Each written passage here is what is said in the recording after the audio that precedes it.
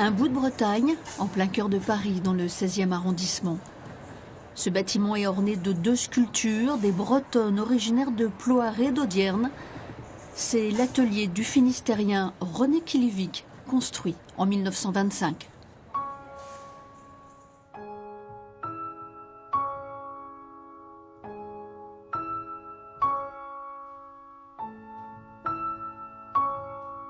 À l'intérieur, un incroyable capharnaüm de moulages et de statues en kersentite, des modèles réduits de monuments bretons.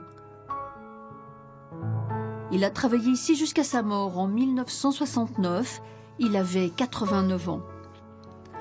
Son petit-fils Armel veille sur l'œuvre familiale qui est restée comme pétrifiée.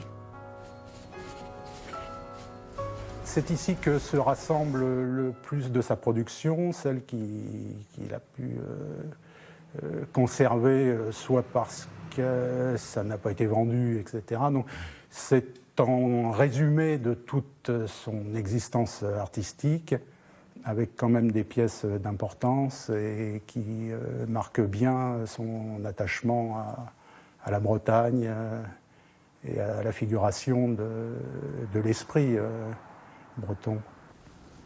René Kilivic a participé à la guerre 14-18. Il s'est retrouvé ambulancier. Il est allé sur les champs de bataille, récupérer les corps des blessés et des morts.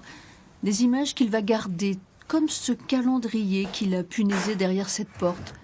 La photo représente le port de Camaret, l'année 1914.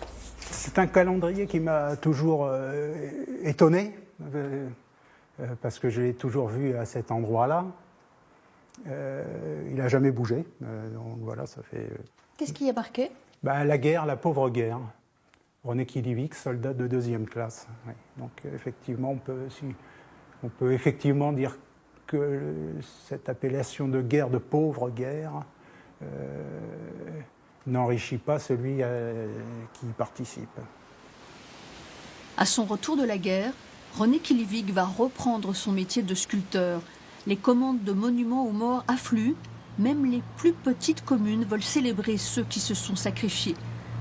René Kilivic va alors sculpter 21 monuments aux morts dans toute la Bretagne. Sa démarche est particulière. Le personnage central n'est pas l'emblématique poilu, mais un homme ou une femme en costume local, marqué par la souffrance et la douleur. Alors la spécificité du sculpteur Kilivic, en fait, a été de ne pas vouloir montrer la gloire du soldat mort au champ d'honneur, mais la douleur de ce qu'il reste.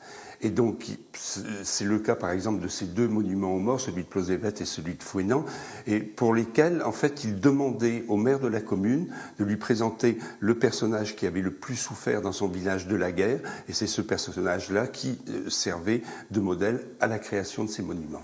Les monuments aux morts de René Kilivic ne sont donc pas érigés à la gloire des héros morts pour leur patrie, mais sont-ils pour autant pacifistes ? Si on prend le cas de sa commune d'origine, à Plouhinec, l'inscription qui est associée à une sculpture, à une statue qui est celle de sa mère, ce qui me semble extrêmement révélateur, cette inscription donc, renvoie donc, au sacrifice des enfants de Plouhinec donc, qui sont morts pour la France. Donc on le voit à travers ces inscriptions, il ne s'agit pas de remettre en cause la guerre, de lancer un quelconque appel à la paix, et c'est plus donc le deuil qui est mis en avant. René Kilivic a continué sa carrière de sculpteur, céramiste, graveur, peintre. Sa production est très riche, représentant sa Bretagne natale où la vie et la mort se côtoient, les traditions et le folklore se mêlent. Mais il y a également une incroyable modernité. En 2016, cet atelier a été classé au titre des monuments historiques. Le public n'est pas admis, sauf exception, comme cette fois-là. Quelle émotion! Donc là, oui, effectivement, c'est un peu en transition. Emmanuel Bréon rentre pour la première fois dans cet atelier. Un rêve pour lui qui est conservateur de musée et spécialiste de l'art déco. En 25, il s'est installé là, effectivement. L'atelier n'a pas bougé énormément, hein, mis à part ces 2 pièces-là, par exemple. C'est une œuvre très personnelle qu'il faut savoir apprécier. Parce que c'est vrai que... Mais moi, je pense que ça sera apprécié par les jeunes. à venir. Il y a un retour à ça.